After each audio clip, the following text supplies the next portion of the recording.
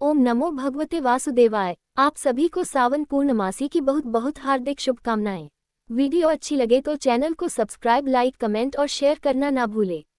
सत्यनारायण व्रत कथा भगवान विष्णु की आराधना का एक महत्वपूर्ण हिस्सा है और इसे श्रद्धा और भक्ति के साथ सुना जाना चाहिए। यह व्रत भगवान विष्णु को समर्पित है और माना जाता है कि इसे करने से सुख, समृद्धि और खुशहाली आती है। कथा के अनुसार जो भी भक्त सत्यनिष्ठा और श्रद्धा के साथ इस व्रत को करता है, उसकी सभी मनोकामनाएं पूर्ण होती हैं। यह व्रत स्त्री और पुरुष दोनों द्वारा किया जा सकता है। इस व्रत को करने से पापों से मुक्ति मिलती है और जीवन में आने वाली बाधाएं दूर होती हैं। सत्यनारायण व्रत कथा सुनने की विधि। सत्यनारायण व्रत कथा भगवान विष्णु की आराधना का एक महत्वपूर्ण हिस्सा है और इसे श्रद्धा और भक्ति के साथ सुना जाना चाहिए। यह व्रत भगवान विष्णु को समर्पित है और माना जाता है कि इसे करने से सुख, समृद्धि और खुशहाली आती है। कथा के अनुसार जो भी भक्त सत्यनिष्ठा और श्रद्धा के साथ इस व्रत को करता है, उसकी सभी मनोकामनाएं पूर्ण होती हैं। यह व्रत स्त्री और पुरुष दोनों द्वारा किया जा सकता है। इस व्रत को करने से पापों से मुक्ति मिलती है और जीवन में आने वाली बाधाएं दूर होती हैं। पूर्णिमा। श्रावण पूर्णिमा की महाकथा। नारायण व्रत की दिव्य कथा। जहाँ श्रद्धा हो वहाँ प्रभु की कृपा निश्चित होती है। श्रावण मास की पूर्णिमा को इसी श्रद्धा का पर्व माना जाता है, जहाँ भगवान श्री नारायण की विशेष पूजा अर्चना की जाती है। आइए इस दिन से जुड़ी एक दिव्य कथा सुनते हैं, जो न केवल चमत्कारी है बल्कि आत्मा को भीतर से छू लेने वाली है। बहुत समय पहले आनर्त देश में एक परम धार्मिक और सत्यप्रिय राजा राज्य करता था। उसका नाम था राजा धृतिमान। वह न केवल अपने प्रजा का पालन करता था बल्कि नित्य भगवान नारायण की पूजा भी करता था। उसके राज्य में कोई भूखा नहीं रहता था, अन्याय का नामोनिशान नहीं था और जीवन धर्म में था। परंतु एक पीड़ा थी जो उसे भीतर से पालती थी। उसे कोई संतान नहीं थी। राजा और रानी ने अनेकों यज्ञ, व्रत, पूजा, तीर्थ यात्रा की, लेकिन संतान का कोई संकेत नहीं मिला। रानी दिन रात उदास रहने लगी। राजा की आंखों में भक्ति थी पर मन में खालीपन। एक दिन श्रावण मास की पूर्णिमा की पूर्व संध्या पर जब राजा एकांत में बैठे हुए ईश्वर से बात कर रहे थे, तभी एक तेजस्वी महात्मा वहां आए। उनके हाथ में कमंडल, मस्तक पर त्रिपुंड और मुख पर अद्भुत तेज था। राजा ने उन्हें साष्टांग दंडवत प्रणाम किया और विनय से कहा, स्वामी, आप जैसे संत ही संसार में अंधकार मिटाते हैं। कृपया मेरा मार्गदर्शन करें। मेरे जीवन में सब कुछ है पर संतान नहीं। महात्मा ने आंखें मूंदी और ध्यान में चले गए। कुछ क्षणों बाद उन्होंने कहा, ग्रेटर देन, हे राजन, तुम्हारा संतानहीन रहना पिछले जन्म के एक कर्म का परिणाम है, लेकिन भगवान नारायण की कृपा से यह बदल सकता है।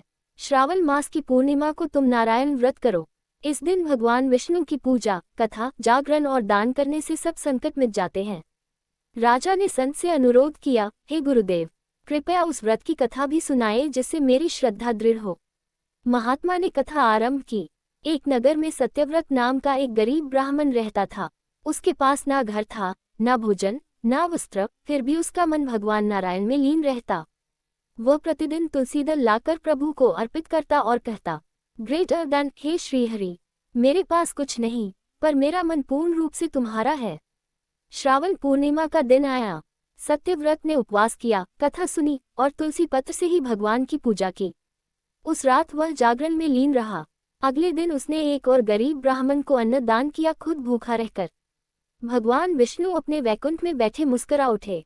उन्होंने लक्ष्मी जी से कहा, ग्रेटर देन, देखो लक्ष्मी, वह गरीब ब्राह्मण मुझसे कुछ नहीं मांगता, फिर भी मुझे सब कुछ अर्पित कर रहा है। यही सच्ची भक्ति है। उसी रात्रि भगवान नारायण सत्यव्रत के स्वप्न में प्रकट हुए और बोले, ग्रेटर देन, हे भक्त, अगले जन्म में तू एक समृद्ध कुल में जन्म लेगा और अंततः मेरे धाम को प्राप्त करेगा। राजा धृतिमान और रानी ने व्रत करने का संकल्प लिया। उन्होंने पूरे नगर में आदेश दिया कि श्रावण पूर्णिमा के दिन पूरे राज्य में नारायण व्रत रखा जाएगा। घर घर में तुलसी, दीप और श्रीहरि के भजन गूंजने लगे। उस दिन प्रभु की पूजा हुई, सहस्त्र नाम जपे गए, कथा सुनी गई और रात्रि में पूरा नगर जागरण में लीन रहा। परंतु ईश्वर जब कृपा करना चाहते हैं तब पहले परीक्षा लेते हैं। पूर्णिमा की रात जब सब लोग भजन में लगे थे, तब अचानक नगर के बाहर की झोपड़ियों में आग लग गई।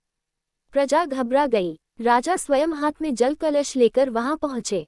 रानी ने अपने वस्त्र फाड़कर घायल बच्चों को पट्टियां बांधी।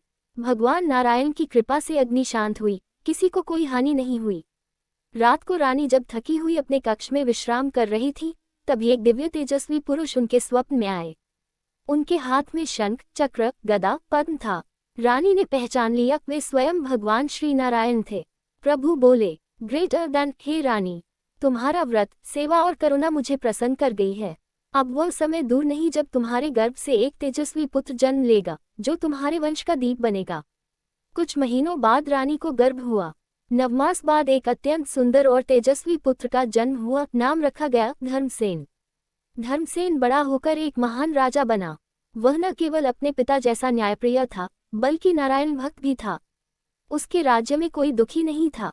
उसने हर साल श्रावण पूर्णिमा को विशेष उत्सव का रूप दिया, जहां लाखों लोग एकत्र होकर नारायण व्रत करते, कथा सुनते और प्रभु का भजन गाते। राजा धृतिमान और रानी ने वृद्धावस्था में सब कुछ त्याग कर नारायण भक्ति में लीन हो गए और अंत में वैकुंठ को प्राप्त हुए। श्रद्धा से बड़ा कोई बल नहीं। भगवान हर किसी की सुनते हैं, बस मन सच्चा होना चाहिए। व्रत और भक्ति के साथ जब सेवा और करुणा जुड़ती है, तो उसका फल निश्चित होता है। श्रावण पूर्णिमा का व्रत जीवन को न केवल सफल बनाता है, बल्कि आत्मा को शुद्ध करता है। सत्यनारायण व्रत कथा सुनने से पहले भगवान सत्यनारायण की प्रतिमा या चित्र स्थापित करें। पूजन के लिए केले के पत्ते, फल, मिठाई, दूध, दही, शहद, घी, तुलसी के पत्ते, धूप, दीप, कपूर, चंदन, रोली, अक्षत, फूल, माला आदि सामग्री एकत्रित करें। सत्यनारायण व्रत कथा का पाठ करें।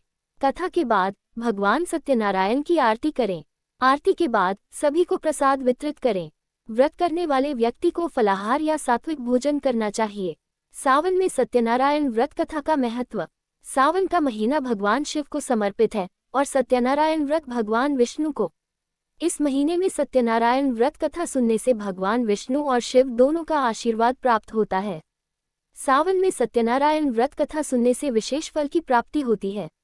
ध्यान रखने योग्य बातें। व्रत और कथा के दौरान मन को शांत और एकाग्र रखना चाहिए। सत्यनारायण व्रत कथा को पूरे श्रद्धा और विश्वास के साथ सुनना चाहिए।